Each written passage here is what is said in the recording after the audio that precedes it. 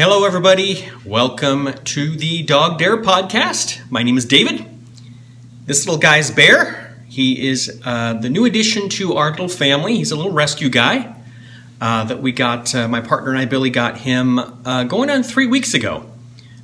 We live out here in North Carolina, and this is a bit of an impromptu recording. You'll hear my laundry is just done. By the way, I love to do laundry. This is just a short recording. I just wanted to give an update on little Bear here, and also sing a song for my hashtag DogDare DAL. That is DAL. That is my dare along that I started a while back, and it's an ongoing dare along that people can join. If you check out my Ravelry, I'll put the info here. I'm DogDare on Ravelry, and on Instagram, I'm David DogDare. Put all the info here. You can definitely check it out. But it was just my way to dare myself and dare anybody else that would like to join in on anything they choose to dare. It can be me with singing, getting another dog that I fretted over for quite a while. And I also lost 20 pounds so far from cutting out sugar and processed foods. However, truth be told, the last 2 weeks I have been off of that due to, well, just due to me being off of it. I was going to say due to him, but I can't blame this little guy on it. So anyhow, so if you check out my Ravelry page, there's a lot of wonderful people who are joining in on the DogDare DAO. There's no end to it. It's ongoing. There'll be some prizes. I was going to talk at length at some of the other entries, people that have posted on there, but I am going to ask all of you first, those that are watching this, that are participating, let me know via message, a private message, if you want your dare to be shared on future DogDare podcasts. I don't want to announce it if it's not comfortable for you, and that's fine. I've had a few people send me messages privately to give me what their dares are. That's definitely welcome. I don't want people to feel you're not pressed to announce to the world what your dare is. It's totally up to you. It doesn't have to be a big dare. Even small dares are big dares to us. So, little background on Bear.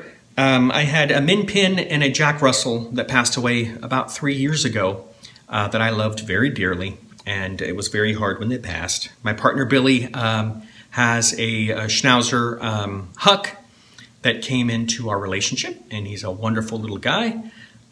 So a couple weeks ago, I started looking into rescuing this little guy, and I found him at a local rescue place, and I'm trying to get his little face in there. He keeps scooting down. I found him at a local rescue place that this woman runs. I'll put the info here and in the show notes down below as well if anybody wants to check them out. Donations they greatly appreciate. Bear has a bit of a sordid past where he was a stray, and he was found, so she brought him in, and she had him for a while, and then finally a woman adopted him. And the woman that runs the shelter does a very extensive, thorough interview process and checks out the home and so forth. Anyway, long story short, and longer for Bear, she adopted the Bear out to this woman, and then she did a surprise check-in about 2 weeks later and found little Bear sadly in the corner of the kitchen, not moving. He wasn't able to move his back legs. And he was thinner than what he was. He was initially 14 pounds, now he's 9. So the woman that runs the shelter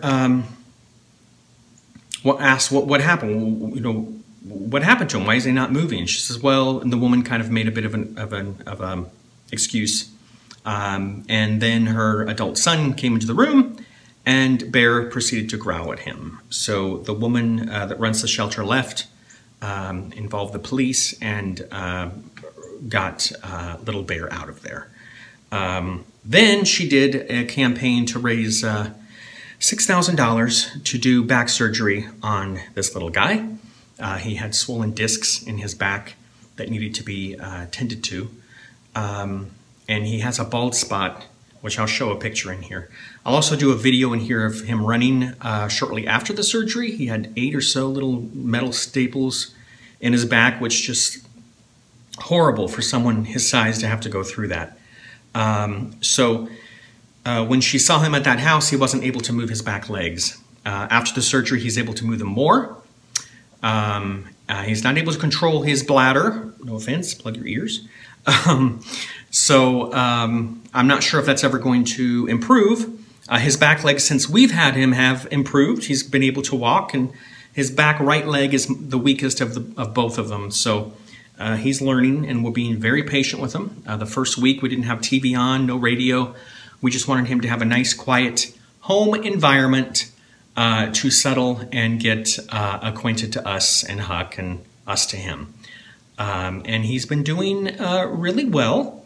We don't think he's ever going to have use of his back, especially his back right leg. I'm not sure if he's going to be able to control his bladder. He's crate trained, so at nighttime we put him in a little crate, which I'm not a fan of. I've learned, that dogs like it. It's their little den, privacy, private little safety den. My goal is to put him in sleep with us. Billy was great. It's like, Billy was like, we could put the mattress on the floor, and we really want him to sleep with us and Huck, but it's probably safer, at least for now, for him to sleep in his crate. And he loves it. We put him in there, and we cover him up, he cuddles down, and he sleeps for the whole time. So he can control his bladder in the crate. He can't... Anyway, sometimes there's accidents in there. But again, thank God we have a washer and dryer because I have never been peed on by an animal more times than I have in the last couple weeks. Not to get too graphic. Also, you'll notice there's carpet runners that we bought throughout the house because we have hardwood floor, and he needs something with traction to get him going. So when the woman brought him over to meet me, Billy was at work, and little Bear, she brought him out and put him on the ground. She had a little Chihuahua also with her that I wanted to look at. And the minute I saw little Bear, he was just a timid little guy. That was it. How could I say no to him? So he came in the house with the little Chihuahua. She carried him in, and he was here for about 2.5 hours. The little Chihuahua was playing with Huck for 2.5 hours straight. And little Bear just kind of stood off in the corner with his back to us and would occasionally turn around and look with his droopy little eyes. So I was hooked. I fell in love. She was a little concerned to make sure that we were aware of all of his medical issues and such, and what, to be prepared for that, because she said she didn't want him to be relocated again. And I'm the type that, when I make a commitment to especially to a little dog, it's for life, right? And I'll tell you, it's been tough. There has been nights that it's been tough because he's definitely thrown us off of my schedule.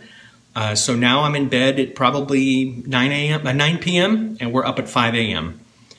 Because when you get him out of the crate, you have to instantly take him out. So we have pee pads by the crate. You have to instantly take him out. So it's a whole new routine. And he's 3 or 4 years old. They're not sure how old exactly. He is a mix between a Chihuahua and a Pug. So he is called a Chug. A Chug. He has a bald spot in the back that's very similar to my bald spot. And he has a scar that's about that long. Yeah. And I have a scar from my neck surgery years ago. So I'm blessed to have him. He came with the name of Bear. We're probably going to keep it Bear, but I've added to that Grizzly Bear. He's very much a grizzly bear. The last week, he's been getting a little bit of an attitude. So when he doesn't get his way, he will bark like crazy, and he gets mad. So we're trying to deal with training him on that. But I just wanted to show off little Bear, more updates on him going forward. He's a sweetie. You know, there's a few nights that I was telling Billy, you know, I say this to some people about dogs and kids, and some people get offended by that. But in many ways, it was almost like I never have kids. I don't have kids. I don't want kids. But in some ways, it's been like what I can imagine slightly what it's like to have a newborn baby, because you're up at all hours. You're doing whatever he needs. And when I got Pinch and Bailey in the past, they were already a couple years old, and they were pretty, you know, they were on their own. Little Bear needs a little bit of assistance throughout the day, but he is worth it. How can you not love that face? Look at that face. You want to just eat him up. So, okay. Thank you, Bear, for tolerating us. Huck is slowly getting used to him. You know, Bear tries to play with Huck. Huck's a little more unsure of it, so I think in time it will, it'll level out. I keep telling Billy and myself, you know, in a couple months it'll all be a routine and everything will be smooth sailing. So there you go. I hope everybody is having a wonderful pre-holiday time. I hope you are not too stressed. I know my Mal with Jennifer and John Michael of the Color and Life podcast, the hashtag Festivus for the rest of us, is coming to an end. So I know they will be making an announcement. There'll be some prizes and all that fun stuff. So stay tuned for that and check out their podcast. So for a dare, my dog Dare is, I took lessons with a singing teacher a couple months back, a great teacher. I've always wanted to sing. I've never sung in front of anybody before. I've said this before, when you're at happy birthday or your birthday parties and people start singing happy birthday, I would, you know, mime it or lip sync it. I've never sung in front of anybody other than my singing teacher. I've never sung in front of Billy. When I was in elementary school, I had singing classes. You know, the mandatory classes. We had a wonderful teacher there. I think it was in the 3rd grade, 4th grade, something like that. And then I ran into her, did that in a couple weeks. Ran into her in high school. She was walking down the hallways in my high school and asked me, hey, did you ever pursue singing? And no, I didn't. But that always kind of stuck with me. It was always nice to hear her encouragement. Teachers, now just because you're a teacher doesn't make you a great teacher. I like what I say about parents. Just because you're a mom or a dad does not mean you're a great mom and dad. You have to work at it. And, you know, I admire and have such admiration for wonderful parents and wonderful teachers out there. That make an impact on the world. So thank you all for that. So I wanted to learn how to sing, and with no expectations of ever doing anything with it, no plans of necessarily singing in front of anybody or anything like that, or doing anything with it. It was just for me personal. And I'm loving it. I have a great teacher, learning, you know, what sheet music is, how the band works together. So I wanted to sing a holiday song for you. And as I'm talking about it, I'm getting nervous and my chest is tightening. So there you go. I've not rehearsed this with my singing teacher. He had me we're working on this one song that he gave me to work on to start with, which is not what I normally would have chosen. It's called Birds Flying High. And it's from a play. So I'm not going to sing that one because I wanted to sing something a little different. So this one I've not practiced with my singing teacher. I've just practiced alone. So it's not going to be great. It's not going to be even probably very good. The point is it's making me nervous to even think about singing it. And of course there's nobody here, so I need to up my dare in the future of singing in front of people. But this is nerve-wracking enough as it is to sing in front of this camera for those that choose to watch it on the podcast. I apologize in advance for those that do listen to it. So anyway, the point I want to make is even if your dare is not, even if you don't attempt your dare to be a perfect result, even if it's not something that people are going to stand up and cheer you on for, The point is that you're making it for yourself. God, I'm getting nervous. And it's just for you to do something for you, no matter what the end result is. The point is that you're stretching yourself and you're making yourself nervous to try something. And with each little step can be big steps eventually. Yeah. So without further ado, I'm going to put this little guy down because I don't want to screech his little ears. So we'll see you again later, little bear. I love when he tucks his little arms in. That tells me he's getting comfortable. He just started doing that about a week and a half ago. He'll come around, want me to pick him up. So, sweetie. All right, little man, there. I have lyrics. I'm not going to worry about following the lyrics. So anyway, here we go. Put that there. Okay.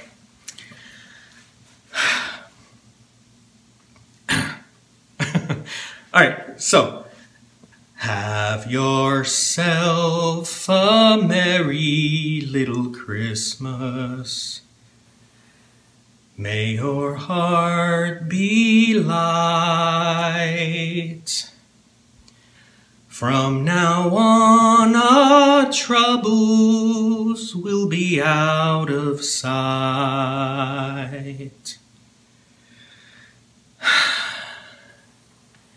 Have yourself a merry little Christmas.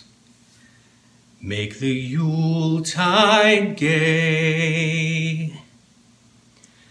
From now on your troubles will be miles away. Here we are as in olden days, happy golden days of yore.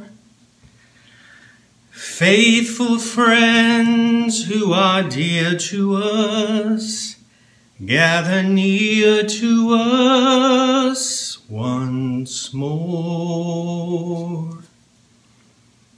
Through the years we all will be together, if the fates allow.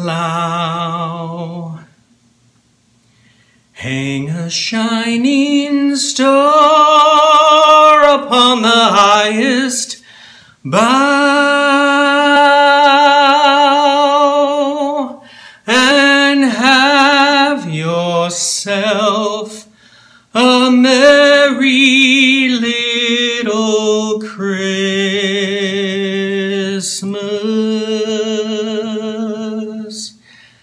now.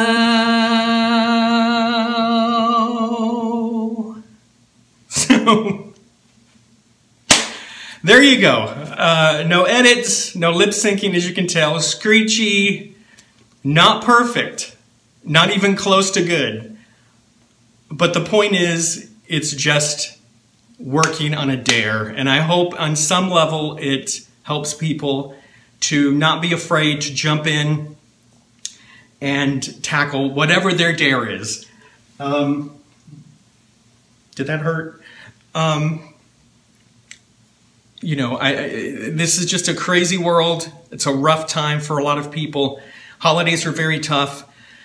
You know, even dare yourself to have a happy holiday and not be stressed out by the commercialism or worrying about getting people gifts and stuff like that. You know, send them a beautiful handwritten card, and that's all you really need to do. We don't need to do anything, but that's all you really could do. You don't have to buy a bunch of gifts for people. I know it's stressful. I do the same thing. But anyway, I really appreciate for those few that have stuck through this. I will be singing more, so there's a warning for you. My teacher and I get to start a new song of my choosing next week. So I'm off today until January 2nd from work, so very happy about that. Bear and I can get more used to each other. And I just want to do a quick video to wish everybody a very Merry Christmas, a Happy Holiday, Happy Hanukkah, Happy Kwanzaa, just a happy, happy time of year. If it's extra sad or rough for you to get through it, try to just dare yourself to change your definition of what Christmas is or the holiday season is. You can change it. It's totally up to you, is what I say. It's like me being a kid. When I was a kid, I'm an adult now. I can make my holidays be whatever I want them to be, whatever it means for me. So I'll stop rambling. I'll stop singing for now. Thank you, everybody, for a wonderful 2017. I hope to do another video next week, but I wanted to get this up just in case I don't get to it because of him. So I love you all. Happy holidays. Bye.